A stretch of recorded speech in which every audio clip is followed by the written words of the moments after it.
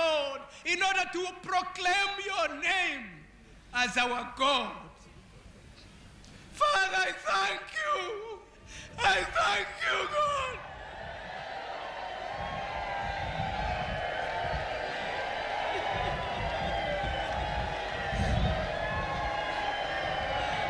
What we've just heard was the heart-wrenching voice of President Frederick Jacob Titus Chiluba, Zambia's second president, leading mourners at the Independence Stadium in Lusaka as the entire nation stood in shock and grief.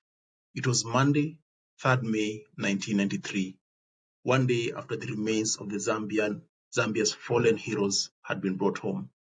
Zambia was still in shock after the tragic events of the evening of the 27th of April 1993, when the entire national football team was wiped out in a devastating air crash off the coast of Gabon. All air disasters are tragic, but when a relatively young football-obsessed nation loses its beacon of hope, you can only imagine the depth of shock and the sorrow that followed. Amongst the Zambian citizens that were trying to come to terms with this tragic event is our guest today. He's an accomplished writer based in New York for over 3 decades.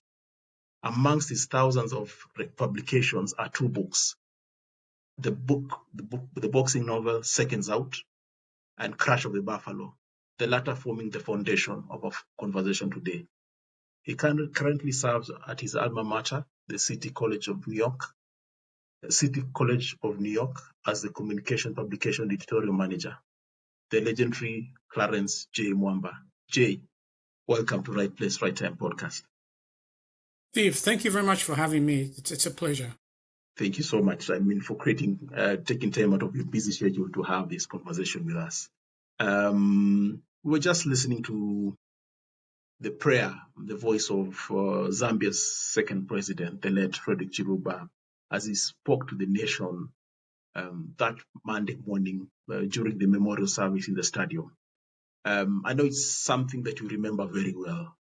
Can you remember where you were at that particular time and the kind of feelings that were going through your mind during this memorial service? Yeah, well, actually, physically, I was here in New York, but my soul, my mind was in Zambia, grieving with, my friends, and all of the people of Zambia. We did not have the communication technology that we have right now. So I was just hanging on making telephone calls and just listening to, messages from there. And I heard about that. And of course, back then, I had my shortwave radio, which was tuned into BBC, the Africa service. So they had, good coverage of, that dark moment.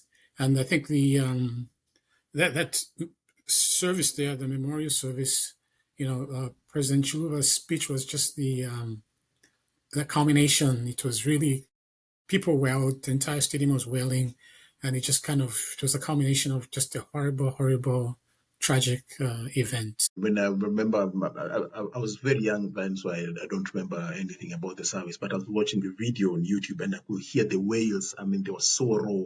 And you could tell this was a nation that was truly, truly feeling this. You knew some of the players, and like probably some of the people who, of course, felt this. You knew some of the people who were on the plane. So to you, it was more personal. It was more personal. Extremely personal. Yeah, I knew the majority of the players. The only ones I never knew that I'd never met were the young players that came in, after I'd left Zambia. The Kelvin McCallies, Mumba, these Moses Kwala, just outstanding young players that were posed to, lift Zambia, to take Zambia to another level. Yeah. But I knew the coaches, of course, and I knew actually one of the pilots as well. Yeah, and I know it was around. President Chiluba was just probably barely 2 years into office after taking over from President Kaunda, and I know at that particular time Zambia was going through a very tough time economically, and in most of these cases, sport tends to be somewhere where people go to let off steam, and in terms of just to forget their problems probably for 60, 90 minutes. And that makes this thing more tragic, because this was something that people used to enjoy in terms of watching the team just to let off the pressure that they were going through. Yeah, absolutely. Times were hard economically, socially. The economy was depressed. Yeah. They were, the HIV situation was Oh bad, yeah. Oh yes. and then you had the team, these players, the team that offered hope. So gave the country something to smile about, to feel good about, and Yeah. just in an instant, they're wiped out. So Yeah. it was And just unimaginable. yeah. Yeah, Jay, and now there's some people who may be watching us talking about this. I probably have heard this story in bits, and some of them will be asking themselves, why in the world would a national football team be traveling on a military aircraft? Of course, the air travel world has changed nowadays. Even in Africa, things are starting to change.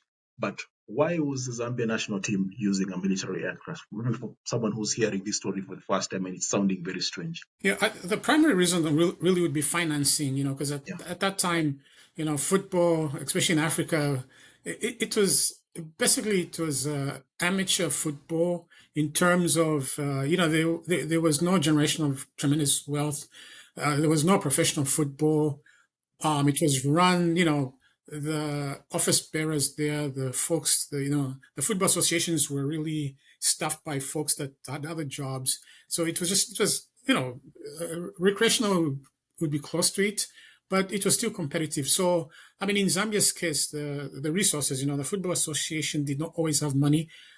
Even up to now, the Football Association receives a large chunk of money from the government. So the government yeah, was sponsoring the state. So there would be dry periods when, the team, Zambia national team would have to travel far. And maybe the association did not have the funds and they would turn to the government. So the government would offer, government transport, which came in the form of Air Force military planes. And that started a long time ago, as early as 1974, which is 10 years after Zambia's independence. yeah, When Zambia reached on the first attempt, they qualified for the African Nations Cup, AFCON 1974 in Egypt. And on the first attempt, they reached the final. And quickly, arrangements were made to ferry supporters there, and they chartered a Zambia Airways plane. And the other plane, there were two planes. The other plane that they chartered was a Air Force Dakota, yeah, which, and one of the pilots on that, very young pilot, I think those were his early years, was later Lieutenant Colonel Muwanga, who was yeah, actually fleeing the Buffalo that crashed. yeah, So that's, the use of military planes goes back a long ways. And yeah, the real reason was because of financing. And, in Africa at that time, it was difficult to fly from Zambia to, say, even Morocco, Zambia yeah. to a Western African country without having to go to Europe first. Yes, Um, yes. so so those are the military transports, were used to kind of, resolve those issues. And you've mentioned a very important point about the interconnectivity across Africa, and I think it's still a challenge up to today. A friend of mine is a team manager of our national team at the moment, and whenever we talk about some of those things, at least now the Kenyan national team is able to charter planes. But a few years back, it's the same thing. You find that probably you're going to play in West Africa, you have to go to France first, then go back to West Africa. If you're going to North Africa, probably go to Spain or England, or crazy things in terms of the interconnectivity. So yeah, it makes sense why a military plane will come in handy. Now, we've talked about the military planes that we're using. Now, there was this particular plane, this Buffalo, the Buffalo that unfortunately uh, had an accident in 1993. Why the Buffalo? It's a very unique plane. I've had the pleasure of reading your book, and probably there's some people who may not have had the pleasure of reading your book. Explain to us why this particular buffalo was in use, and why was the Zambian military using this buffalo plane? Yeah, the Buffalo. There were actually 7 Buffalo planes. It's the DHS 5, which at that time was the most advanced in that series. Manufactured in Canada, Calgary, actually, in Canada. And the plane's development, the U.S. Army in the early 60s were looking for like a medium-sized transport plane, for their needs. So they put out, the tenders, as you'd call them, and companies applied. De Havilland won the contract, but when they began uh, building the plane, the U.S. Army switched I think, transport responsibilities to the U.S. Air Force, so they did not need the plane anymore. Long story short, De Havilland ended up producing, I think, of those planes. So To date, obviously, it was yes, to date. it was. Yeah, oh yeah. Well, it's no longer produced, but at that time, by the time they discontinued, there were like 125, 128 only. So it That's was a like a small number. limited run. Yeah, I'm that's a sorry? very small. That's a very small number. Very small number, yeah. So you don't Yeah. have, as you know, of technology. Whenever you produce a product, and like they tell you, don't buy the first generation phone or whatever, a laptop. Wait until because it's going to have clicks, issues and other stuff. Wait until they produce a second generation and they've fixed whatever issues they might have had with the first one. So, so Canada now we're looking for buyers, and then it turns out, I mean, a number of countries around the world bought those planes, and Zambia got 7 of them. Um, and they found it handy. I've spoken to Air Force, former Air Force, Zambia Air Force pilots that flew it, and it's a rugged plane suited for, the quote unquote third road, Yeah. rugged. It can take off on rugged air, basically the dirt airstrips. It was very powerful, and it was noisy, Yeah. but they liked it, and it had power. It suited the environment. It's like driving a Land Rover, out in the country. But it had problems, obviously, and the first of Zambia's buffaloes crashed in 1980. I think it was 82. I think it was. Yeah. At the airport, actually, I think President Kaunda was waiting on President Nyerere to arrive. And I think Oh, it was flying a reconnaissance here, and it crashed. There were three people on board, 2 pilots and another person, and they died. So now Zambia was left with 6. And then in 1990, they lost another plane. It was flying from northern Zambia. As it was approaching the airport in Lusaka, it crashed here. So that left 5, including the one that would, take the team to Senegal. So that's the history of that plane. wow. Yeah, and again, reading this from your book, I mean, remember you said, which is I find this very strange. Maybe other people may not find it strange, that when the sellers, the de Havilland guys, were doing a test flight for the plane in Zambia, before the government bought it, it actually had an accident during the test flight, which is sad, yeah, but also, I mean, it's a red flag. Yeah, it was a red flag. Well, it wasn't actually, that was not in Buffalo, but it was from the same company. It was Oh, a oh, Alta. oh, oh, okay. Yeah, but it was from the Oh, same company. Same same company, company. yes. Oh, Yeah, okay. and it crashed. And at that time, actually on board were, I think there were 11 fatalities, but these were like the best, among the best Zambia Air Force pilots. And that was May 76, if I'm not Yeah. mistaken, yeah. Okay. Now, when it comes to flying military planes, going back to the setting, so Zambia gets independence in 67. So obviously, later on, they buy the planes. Between the 60s, so probably even the 90s, I know there's still some military states in Africa up to today that were very wary of anything military because that was the era of coups left, right, and center. So you can imagine a military plane flying over your airspace. That would be a cause for concern. And I'm surprised that, I mean, even when you're engaging in on a journey with a military plane, these are some of the things that have to be considered. Um, was this? Would you know if this was a consideration, or ideally they knew how they'll sort this out. Sadly, I mean, I'm sorry, you got to chuckle, but sadly, because it kept happening. What you say is true, and it kept happening almost every time. Almost every time the Zambian national team traveled on military planes, there were instances like that. And the first one actually reported, and this was recounted to me by a player. Well, he's deceased now. May he rest in peace. But this was 1976. Yeah. Zambia defeats Sudan in Khartoum on penalties. They are tied 2-2 in Lusaka, in Dola, and they went to play in Khartoum. And of course, they needed to win to qualify for the Olympics in Canada, 1976 Olympics. And Zambia does qualify. They win on penalties. And then they are flying back, and they are flying again on a Dakota. Remember, I mentioned 1974. Yes. They had flown, and the Dakota is a World War II era American plane. Yeah.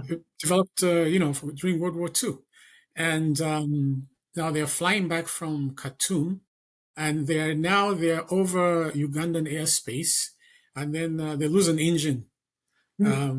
So they're flying on one engine, and the captain comes out and into the cabin and tells the team, the coach was Ante Buselik, the Croatian, and he says, "Look, we've got problems. We've lost, as you can tell. I think that he had cut off the air conditioning, and he had dimmed the lights to conserve power, and the plane had dropped it was flying almost at treetop level."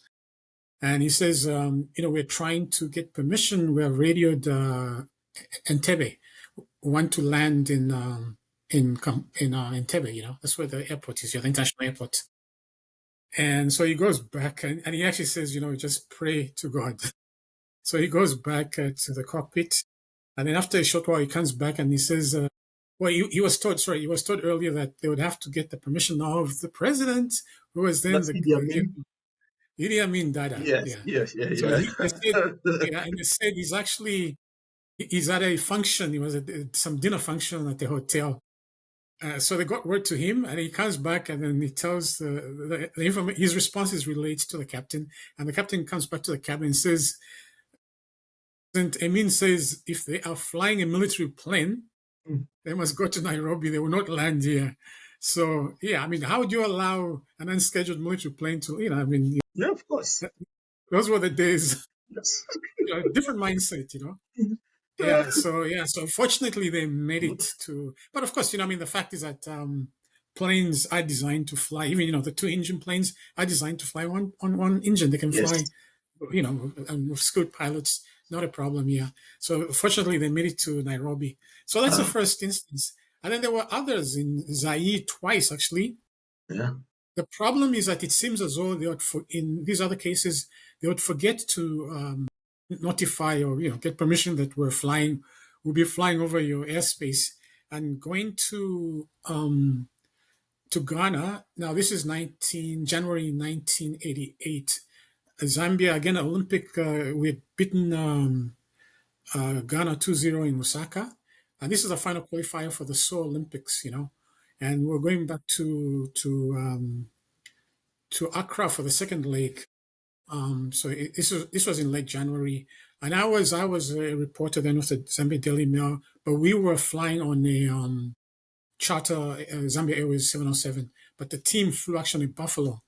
Now what happened is that the departure was delayed from Lusaka for the same reason. Again, they had not gotten permission from at that time it was Zaire, the Zairian authorities. But when they got permission, it was late.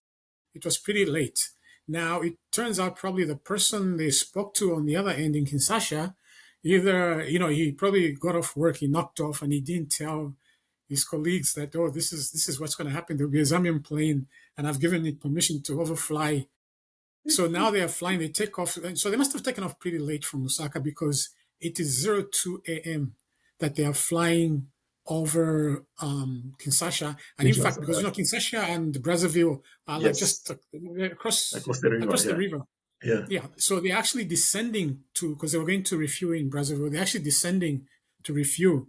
And then they're told to land or they'll be shot down in Kinshasa. So they land in Kinshasa and they are like, who are you? Where are you going? And, back, this is a Mobutu days. And it's like, And, young players, they're wearing tracksuits, but they look like soldiers. They're fit, Yeah, so long story short, they were detained for 12 hours. They were not allowed to get off the plane. Oh, If they had to use a bathroom I think the bathrooms got clogged in the Buffalo, or the bathroom, I think there was one bathroom. So they had to be escorted one by one to the lounge, VIP lounge, and then escorted back. And they spent 12 hours in the plane on the tarmac before everything was resolved. so Yeah, but that happens. Yeah. I'm just curious, who was supposed to get the clearance? Is it the association or is it the military? Well, I'd presume. I mean, my guess is that it's the military, the folks flying the plane. The association, and in fact, like in the case of the Buffalo, I spoke to the gentleman who was the vice chair of FUZ just before the crash, and in fact, so after, because the chairman died in a plane crash, so Yeah, he yeah. became interim chair. And I asked him, I said, how much did you pay to use a Buffalo, that took the team to, that crashed? And he says, oh, as far as I remember, it was free. The government offered, the Air Force offered them the plane. So it was a free flight. I mean, the people operating the plane obviously are responsible because they're supposed to follow a flight path. I'm not a pilot, but, I have I have a lot of interest in aviation, and yeah, the people operating the should follow a flight path. They're responsible for arranging all that stuff. Yeah. Yeah, I mean, just back to the Uganda story. So when you say they eventually landed in Nairobi, and after they landed in Nairobi, did the planes agree to get on the plane again, or? They landed in Nairobi, and they worked on the problem, and they fixed it. Yeah, And everybody apart from the coach, Ante Busilek, was from, at that time in Yugoslavia, but he yeah. was a native Croatian. He refused. So all the others got back on the plane, boarded the plane, yeah. But he refused. He took a commercial plane to back to Zambia. Okay, I don't blame him. I don't blame you much more. Yeah. Uh, interesting stuff. I'm just looking at that era and I'm seeing Mobutu Sese Seko in Zaire, Idi Amin in Uganda, Uganda. down Angola. I think 74. They were still no, they got independence 75. Yeah, they were fighting until Yeah, into yeah. the late 80s, I think, the early 90s. Yeah.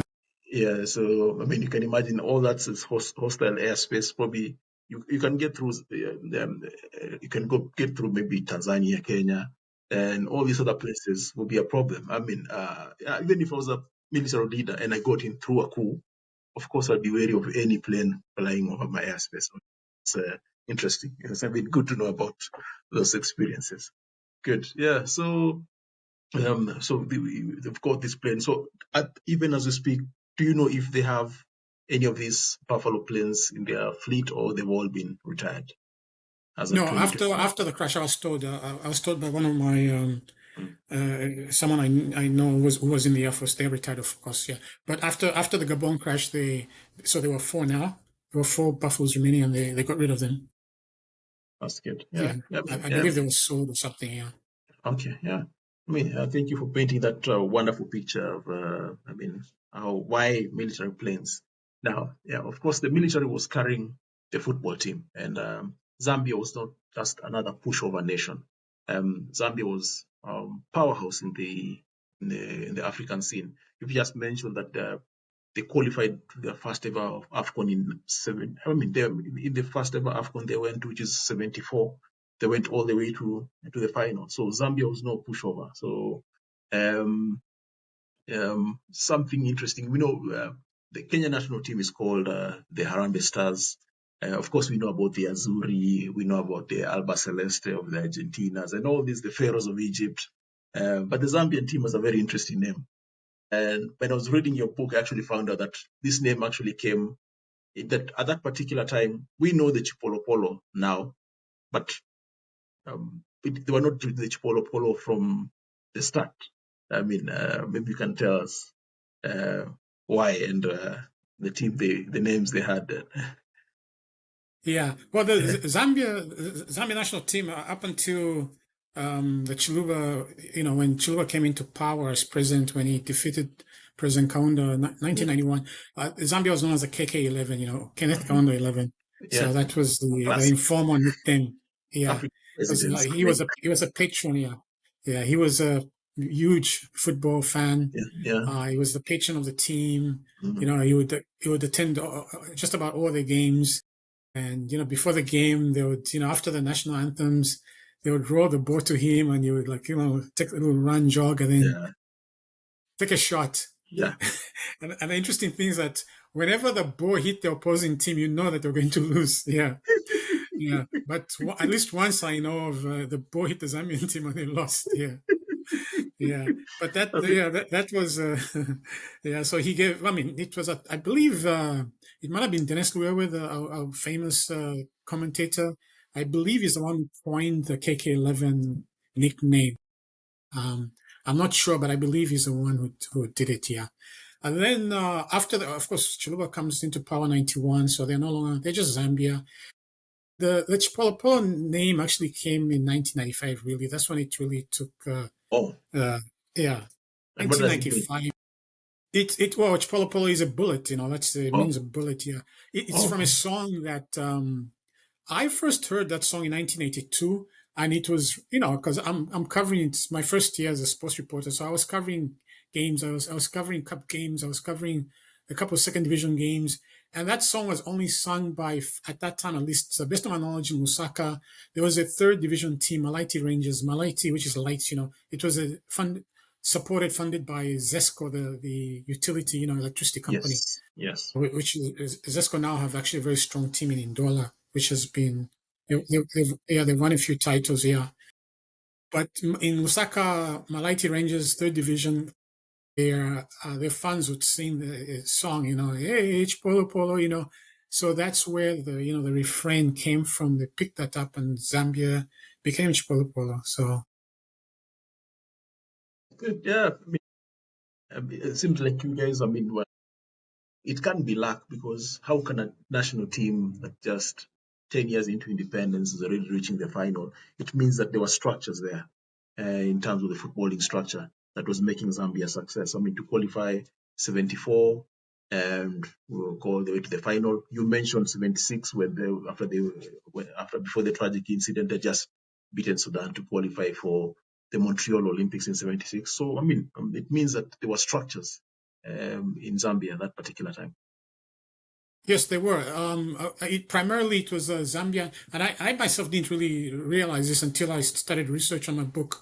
There was a Zambia Schools program, but of Oh, course there was a talent. The talent was there, but they had the Zambia Schools program, and the Zambia Schools program was, it probably even exceeded the organizational structure or efficiency of the Football Association because they would have youth teams coming from England, to play the Zambia schools. Bobby Robson, the former England and Barcelona manager, yeah. he came to Zambia with, I think it was the Ipswich team, youth team, but it's in my book. Had I think Mick Mills, the captain of England, World Cup '82. He played, and they lost to the Zambia schools. Yeah, there were two players. I just forget the other, but it's in my book. It's in my book. Yeah, But they were so the Zambia schools. These are young players. They are cutting their teeth against youth teams from England, Ipswich, West Ham, and then they were even. Leicester City. Peter Shilton came and played in oh, Zambia. oh, Yeah, so these players are getting that experience. Sheffield United was there. So you're a secondary school student, but you're playing against that's you right. know top class Yeah. players, yeah.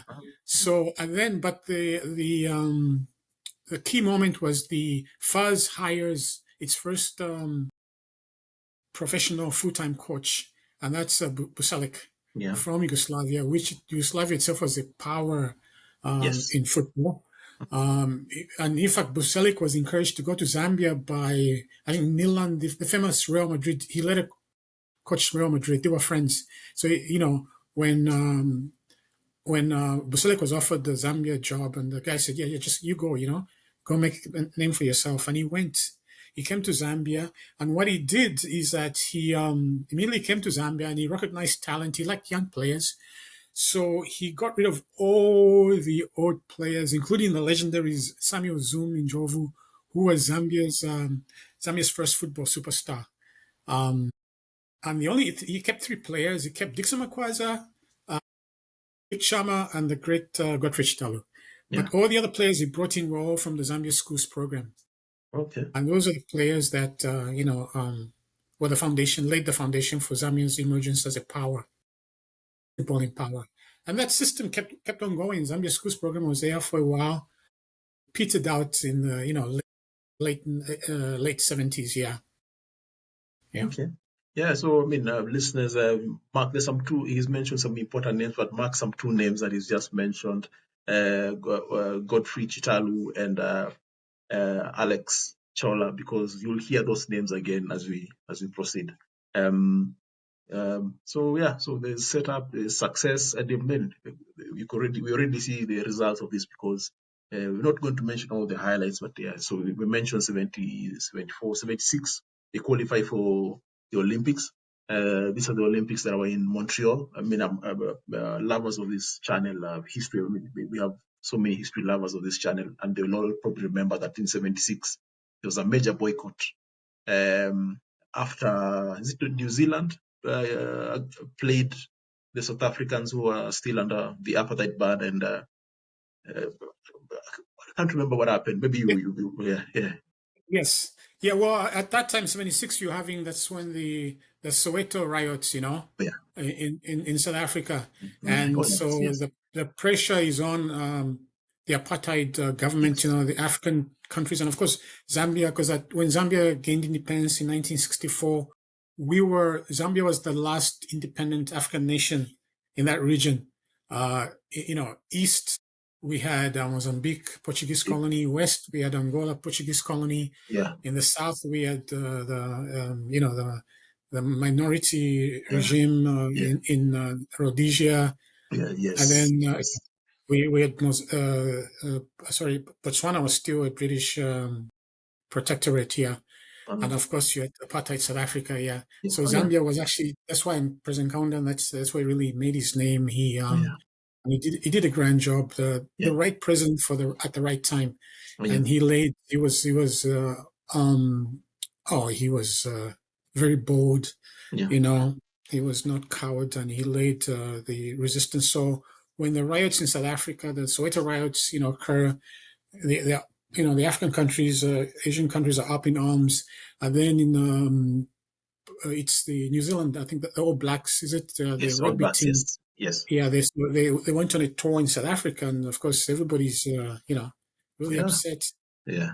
So they demand the Olympics are coming up, and they ask the International Olympic Committee to ban New Zealand because the All Blacks have played in apartheid South Africa, during the Soweto riots, but the International Olympic Committee refuses and says, well, after all, rugby is not a Olympic sport. Yeah. But it went to the wire. Zambia, like we mentioned, they had qualified for the Olympic football tournament. We were excited. I was young, looking forward to watching them. And for the first time, they were going to, televise the games on TV. Yeah. I think we were in the same group as Brazil. But then, again, correction, at that time, the Olympic football was amateur. So you weren't going to find the Zicos. And although there were some players, I think Junior, if you remember Junior, who played in the 82 World Cup with the afro and the beard, he was there, he played. But, they had the C, not C level, but, like lower level players at that time. We were going to play Brazil. We were going to play East Germany. And I just forget the other team that was in our group. And I remember reading the newspaper, they had the schedule, what time they're going to show the games. We were excited. Oh my goodness. And then just at the 11th hour, and I remember we had a great, the boxing team was also very strong. We had Loti Mwale, Cham Chitole, and I remember Cham Chitole, who later fought was boxing in England with George Francis, Wilfred Sauerland. I remember him recounting this. So they in camp in Canada, they're training, and then they just see an official come. Back in the day, you had the telex machine, you had a long, long telex is reading, and they tell them, "Oh, we have to go back." But Zambia played one game, so they played Canada. They Oh, yeah. lost. Zambia lost 3-2 to Canada. It was a friendly, Okay. yeah, a friendly before the tournament. Yeah, so Okay. that was a disappointment of. But it's politics. It was for what was perceived to be a good reason at that time. Yeah, so Yeah. Yeah. But the good thing is they were still qualifying for all the AFCONs that happened at that particular time. I think they made it to the 80s, the 1980 Olympic that was in Moscow, if I'm not wrong. but actually we went through the back door. Now the '76 Olympic boycott actually now starts a chain reaction. Yeah. Because now in 1979, the Soviet Union Yes. Invade. invades Afghanistan, Yeah. and now the Americans, Jimmy Carter, says, "Oh, okay," and the Soviet Union, Moscow is going to host the Olympics 1980. So Jimmy Carter says, "No, we're going to boycott that," and they rally, the West rallies, fellow Western countries. Now Zambia had been eliminated by one of our two boogie teams at that time, and in a way, there still is our boogie team, Egypt. So we Egypt. Yeah. were, yeah, we were eliminated by Egypt. Egypt qualified, and we finished. We didn't qualify, but of course, Egypt at that time had swung, right, west rather. They were now very pro USA, so they decided to boycott the Olympics. And then Zambia, who finished second, were like, okay, Zambia got the invite, yeah. So we said, sure. Okay. That's fine. That's fine. And did you ever get the chance to cover them in any of these tournaments? Because I know you were a young sports writer at that particular time. No, I only joined. I started work actually. I graduated from journalism school in late 81, December Oh, 81. yeah. So I only started working for the Daily Mail 82, and my first trip was in October 83. Went to Egypt. Yeah. Okay. Okay. Good. Yeah. So still qualifying for the AFCONs, making its waves in African tournament. But the big one now was 88, the 88 Olympics that was Seoul, Korea. So Korea. Yeah. Yeah, and I mean, everyone remembers. I mean, the people who love football that Zambia beating them, the mighty Azzurri, and not just 1-0, crazy 4-0, just to show you that Zambia was at its elements at that particular time. Yeah. Yeah. Uh, They had a good tournament. Actually, mm, the first mm, game was a bit of an anticlimax. mm. I think we played. We were in the same group as Iraq, Guatemala, and Italy. So the first game against Iraq, at one point, Zambia's leading 2-1. They had actually come from a goal behind, and they were leading 2-1. And then what happened is that the game had started off in the, I think it was like late afternoon. And this is again recounted to me by Manfred Chabinga. He was one of Zambian defenders, very good defender. And he says the game started off in the late afternoon and they had the floodlights on very bright. So as it got darker, they kind of dimmed the lights a little bit. And then we had our famous goalkeeper, Efo Chabala, David Efo Chabala. Yeah, yes. Excellent goalkeeper. He was world class. And the thing about him, which I know is because I covered him so many times at club level, club and international level. When Zambia was under pressure, you're not going to score on Efo Chabala. Because it's like what they say in American sport, he gets in the zone. Mm. Once he's under pressure, you're not going to score on him. You would score on him out of the blue when there's, no pressure and just. But once he gets his concentration going, forget it. You weren't going to score on him. But the one weakness he had was he actually had problems with his sight. I don't know the term for it, in the medical term for it, but when it got dark, he did not see as well. And in Zambia, the advantage is that a lot of the games were played in the afternoons. Yeah. Yeah, 4 p.m. So Yes. he had problems, yeah, with his vision, and so the coach was Zumi Njovu, who was his Mufira Wanderers coach as well, from Mufira as well. So he knew about that. So what he does, he makes a substitution. I think it was like around halftime or so. And he takes Chabala off and puts on Richard Mwanza. Richard Mwanza was Chabala's number 2 for like 10 years. He was his understudy, but I think he only played like three games, 3 or 4 games during that period for national for Zambian team. But he was a good goalkeeper. And now Richard, the problem also he had a problem. He had injured a finger in training, and he didn't tell anybody. He didn't tell anybody. Yeah. Of course. And I think there were only two. I think there were only two goalkeepers. If I'm not mistaken, there were two goalkeepers in that squad. Yeah. Usually, when you go for tournaments, you carry three. But yeah, Richard Mwanza did not tell anybody that he had problems with his finger. Yeah. So he comes on. Zambia's leading 2-1, and then Iraq equalized. I think it was according to Manfred Chiringa, the Iraqi player must have taken a shot from something like 40, 50 yards, almost from the center circle, and it went in, yeah. So it finished 2-2. But of course, Zambia bounced back and, destroyed Italy, Italy, yeah. 4-0. And then they played Guatemala, destroyed Guatemala 4-0 as well. Yeah. And then they were now in the quarterfinals. They were playing Germany now, and Germany had a strong team. They had a few players they had reached remember 88, they lost in the semifinals to the Dutch. Yes, the Dutch, yes. Yeah, European Championship, yeah. But they had Klinsmann and a couple of other players. But what cost Zambia against Germany, and again, according to Charinga and Charles Musonda confirmed this, was the coach decides to tinker with the tactics. And instead of letting the team play the usual football they've been playing, he wants them to build up from behind. And the player said, no, we don't play like that, I mean, not always. And you see today right now, I mean, a lot of teams try to emulate Pep Guardiola, Manchester City. Yes. How many times have you seen a team dispossessed? They're trying to play out of defense and they lose a ball. And that's what Zambia tried to do. They were saying, no, let's just play our usual football. Let the balls come in, long balls from behind. The strikers will hold the ball, the midfielders move in, and but nope. And there was a fierce actually argument this was a team talk. They only found out during the team talk, which is a few hours before the kickoff, yeah. And by then, halftime, it was already, I think, 3-0. And what could the coach really bore the burden for that, yeah. But otherwise, it was a great tournament for Zambia. Kalusha, I think he scored 6 goals, so he was second to Romario. Wow. Yeah, the legendary Kalusha Bwalia, yeah. Yeah, including the hat-trick against Italy. And as a result, Kalusha is rewarded. PSV Eindhoven were the European champions, and they had Romario. So, yeah, he signs for the European champions, yeah, PSV. Okay, that's good. I mean, it's good for all these stories to come out, and I'm so grateful that you're sharing this because some of us who are younger only remember 96 Atlanta, the Nigerian team winning, and I think Cameroon also did well in Sydney in 2000.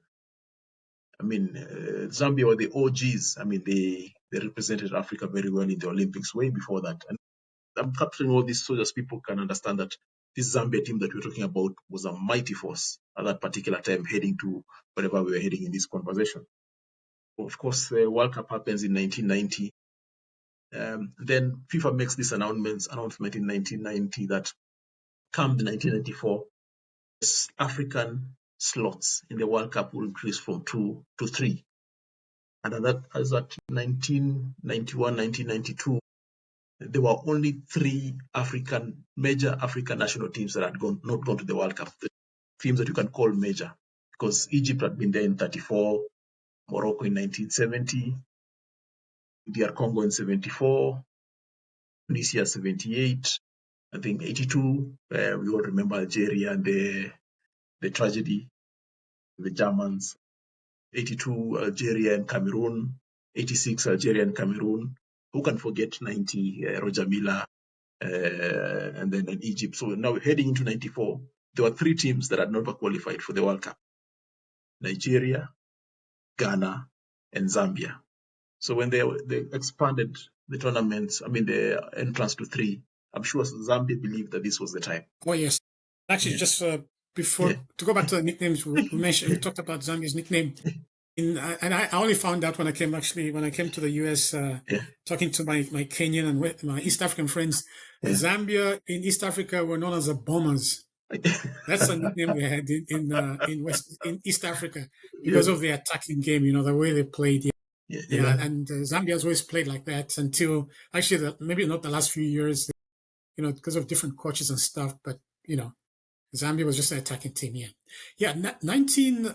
It really looked really bright because as you mentioned, FIFA has increased the number of African teams to 3, and this was really just rewards because Italia 90. You mentioned Cameroon, Roger Miller. They reached the quarterfinals, and then don't forget Egypt also had a pretty good tournament. Huh? Yeah. I think they drew with. I know they drew with the Ruud Gullit, Frank Rijkaard, Michael Van Yeah. Basten, the Dutch. I think Yeah. it was 0-0. And I Three think they drew with roses. Yeah. and they drew with if I'm not mistaken, they drew with Ireland as well. But they lost to England. Yeah, I think they lost by the odd goal. Yeah. But so 1994, and then the Zambian team itself has, it still has its core. There's still, Charles Musonda's there, but he's having injuries. His injuries start flaring up. But Kalusha's there, Effort is there, Dabi Makinka's there. You have new players coming in. Esther Mlenga's coming, defensive pillar. Then, of course, the most important thing up front, you've got especially the emergence of Kelvin Mutale. And, the team is now pretty much can say it's complete. They have a complete team, yeah. So it's just looking very bright. That this is going to be our year, and we make it to the playoffs, and there's Morocco, but it's a very jaded, faded Morocco. I mean, compared to previous teams, and then Senegal's just on the uprise. They're just coming up. It's a new team, but Zambia always had, and it's like in boxing they say styles make fights. Zambia always had the edge against West African teams at that time because again of the way they played. The Zambian players traditionally have been smaller than the West Africans, much quicker, faster, Yes. and they play at a very high tempo, Mm-hmm. which the West African players at that time did not, because they came from West Africa. It's hot and humid, so they environment does influence how you play football. Yes. Oh, yes. Yeah, so they play to conserve energy because it's hot and humid, but the Zambians are very quick. And also remember, Zambia is playing at altitude for most parts. Lusaka is almost like 3/4, high. Oh. So it's high altitude. Yeah. Oh. It's high altitude, so their conditioning was much better. Yes. It looked good. It looked very good. Yeah. Yeah. So so I want to get a picture of. So we're in the 90s. President Ken Kaunda is just getting off, and President Chiluba is coming in. So FIFA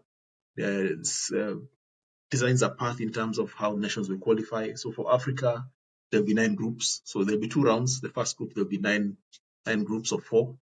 And then the 9 group winners proceed into another round where there'll be 3 groups of 3 that now will battle their way to make it to the United States. And the reason why I'm mentioning this, I don't want to talk about all the games. The reason why I'm mentioning the first round is because there's some very important people that we mentioned that probably would have been on the plane, but because of circumstances here and there, somehow would get dropped off. So, and the first one is in this match against Madagascar in the first round, where you go to Madagascar and lose to Madagascar, and there's the first casualty, who ideally on a normal scenario would feel bad that you're losing the job, but that actually would save his life. And that, I think that was who was the coach? I'm trying to remember the coach at that particular time in the first round. Samuel Zuminjovo. Yes, Zoom, yes. And this will save his life because I think Zambia panicked. They would have still made it, but I think, in my opinion, I think that maybe you know the story better. They panicked to sack him at that particular time. Yeah, well, I think, and this was actually taught to me by Kalusha. I think at that point, he had taken Zambia as far as they could go. Oh. He had led Zambia to the Olympics, as we just mentioned, yes. Seoul Olympics. They had beaten, Italy, and he had also won he had won I think the last Eastern Central Africa Challenge Cup that Zambia took part in, So Zambia had won that year. But he had taken Zambia as far as it could go because, sometimes you need fresh ideas. Yeah. I mean, one of the players who's still alive says he had become a little bit predictable, a Yeah. little bit predictable. Yeah, Okay. because I mean, managers do sometimes run out of ideas. Yeah. Also, yeah. So that's and it was his time. Yeah, it was time to bring in fresh ideas. Okay. Yeah. So he's let go. They bring in Moses Simwala. I think he just won. Had he won a club tournament with Power Dynamos, or was it in No, Kana? Yeah. Mwala was the most successful Zambian club coach. He had been winning titles for I think close to a decade with Incana, and he had taken Incana. He was the first. In fact, Incana became the first club, and of course, he was the first coach to take a Zambian team to the final of the CAF Champions. What's now the Yeah. CAF Champions Champions League. League? Yeah, Yeah. and yeah, they lost on penalties actually. Yeah, and in fact, they had reached the final undefeated, and they had a very solid team. Yeah, they had reached the final undefeated. So when it was time to change, the national team coaches, he was the logical Yeah. choice. Yeah. But unfortunately, he was sick. He was ailing, so he was appointed, but he never actually led Zambia to any competition. Or he didn't. Let me put it this way: he did not sit on the bench. He never ever led Zambia in a game. And I think Faz probably realized his condition. So what they do is they appoint Godfrey Chitalu and Alex Chola as like assistant coaches here, and they are the ones that actually now take over. Yeah. So I mean, I'm amazed by how Zambia had so much confidence in local coaches, something we don't see in Africa. I mean, they had trust in local coaches then, which is a very good sign. And clearly, they were doing very well. Again, so they go to Alex Chola and Uka Chitalu, dual coaching role, or was one head coach and was the other an assistant? Well, it was really dual, but then I guess in the African context, you give respect to the Yes. senior citizen or the senior person, which was Godfrey Chitalu was Yeah. the legend, considered the greatest Zambian player ever, in terms of his accomplishments as a goal scorer, definitely world-class striker. He holds a record for most international goals scored for national team in Africa, and I think he's number 7 on the world standings. Yeah, so he gets a respect. Yeah, but they shared dual coaching roles. Yeah. So okay. So these two wonderful legends get appointed. They managed to steer Zambia into the second round, where they're now final round, where they're in the same group with Senegal and Morocco for a three-way. I mean, a battle to get to the states. So at the same time, they're also trying to qualify for AFCON, because AFCON is to happen every 2 years. So you'll run both qualifiers concurrently. So they get into the second round. And the reason I'm touching on this match is because in this, as they're trying to qualify for AFCON, we are now leading towards 1993 at this particular tragic situation.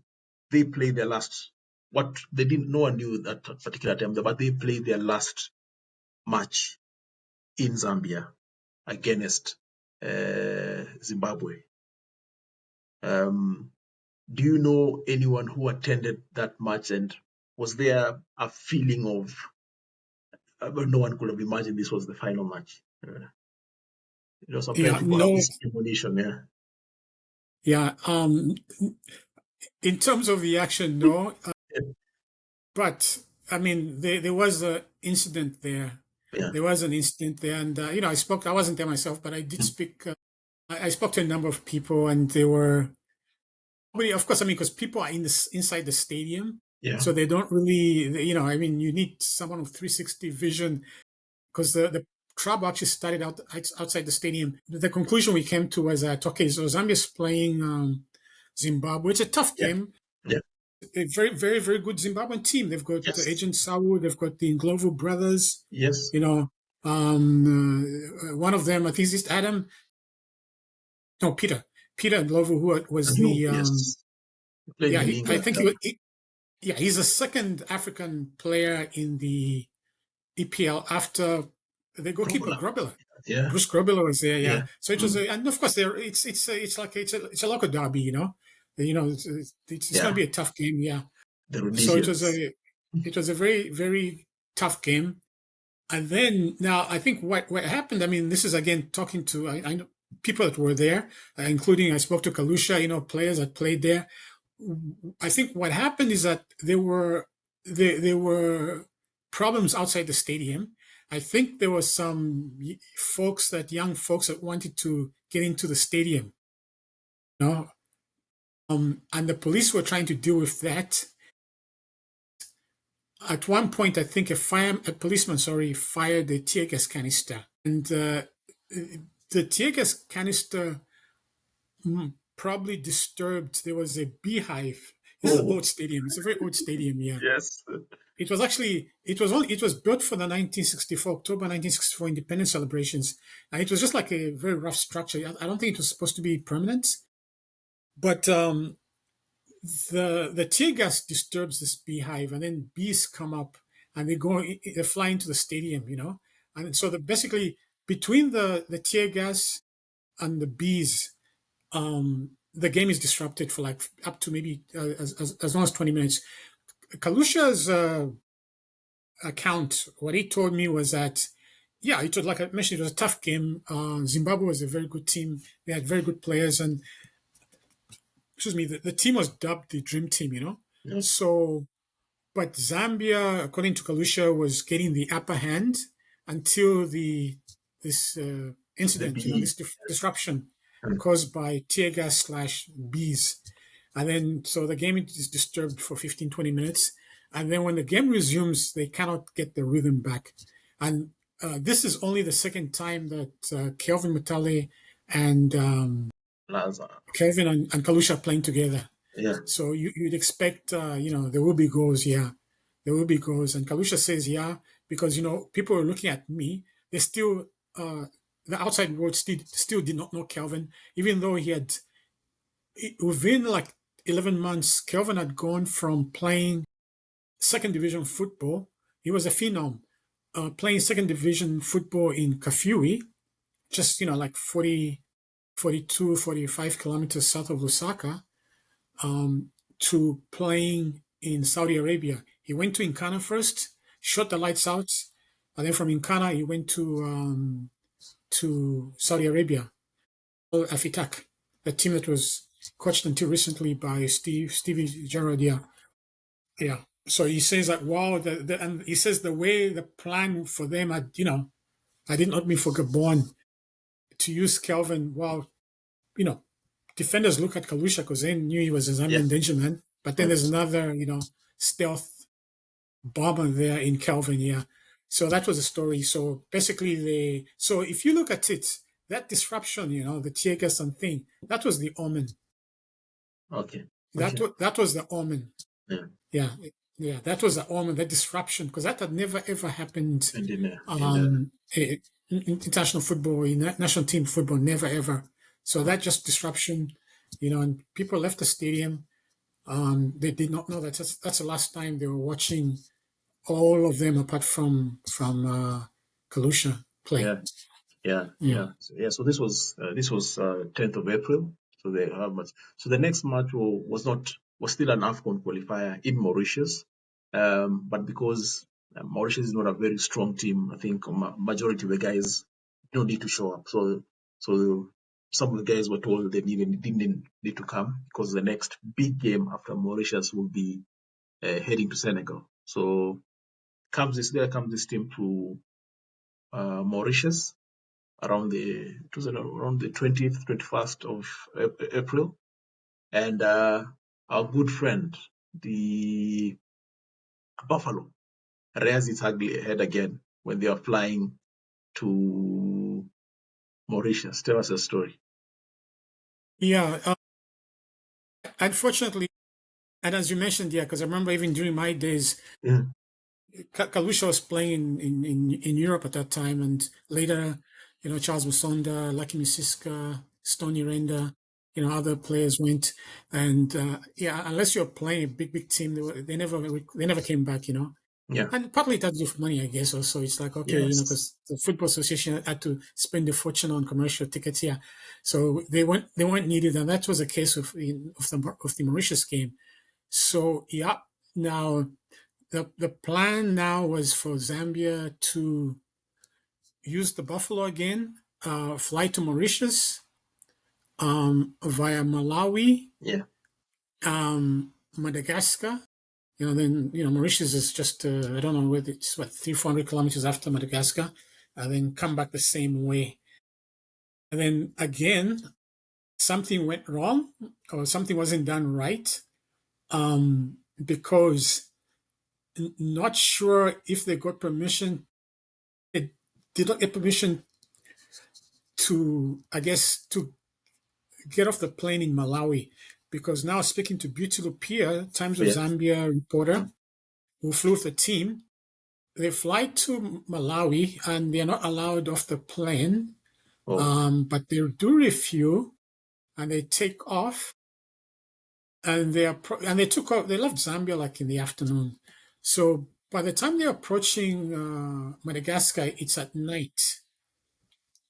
But guess what? They they did not get permission. Either they didn't get permission, or I don't know, word didn't get through that they will be landing in Madagascar. So it's nighttime, and they're approaching Madagascar, and they start circling because they are not given permission to land in at Tenerife. So they're circling the capital, and then they fly back east. They fly back to Malawi.